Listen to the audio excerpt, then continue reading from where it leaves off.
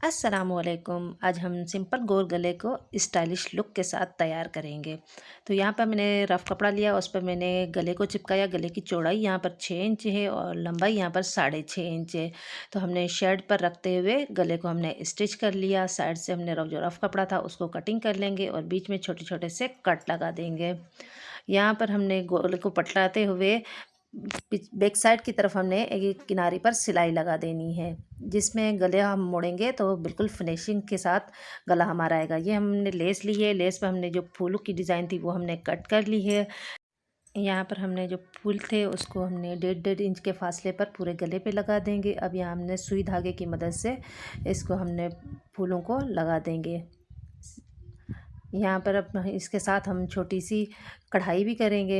यहाँ हमने पहले एक टाँका लगाएंगे और उसके साथ हमने यहाँ पर लेज़ी डेज़ी के साथ छोटी सी पत्तियाँ दो बना देंगे। इस तरह से हमारा फूल बनकर तैयार है। एक और फूल बनाकर दिखाएंगे। ये कढ़ाई के साथ फूल बनकर बहुत ही प्यारा और खूबसूरत लगेगा। यहाँ हमने डिज़ाइनिंग बना दी है। ये गले का डिज़ाइन बनकर बहुत ही प्यारा और खूबसूरत लग रहा है।